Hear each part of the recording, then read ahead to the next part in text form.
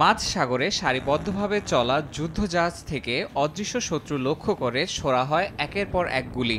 রুশ প্রতিরক্ষা মন্ত্রণালয়ের প্রকাশিত ভিডিওতে চলমান নৌমহড়ার এমনই দৃশ্য দেখা যায়। প্রশান্ত মহাসাগরের জলসীমা থেকে শুরু করে উত্তরের বারেন্টস সাগর এবং পশ্চিমের বাল্টিক সি পর্যন্ত চলছে জুলাই স্ট্রোম নামে এই সামরিক মহড়া।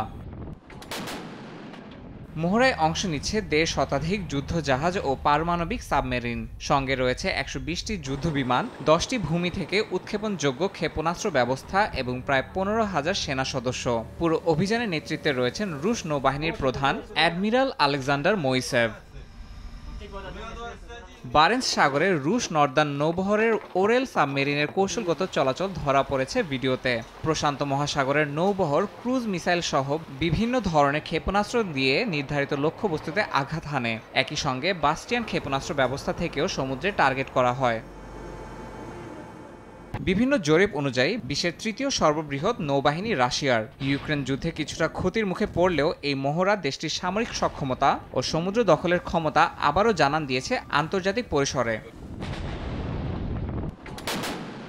ইয়াসিন মোহাম্মদ জিসান, সময় সংবাদ।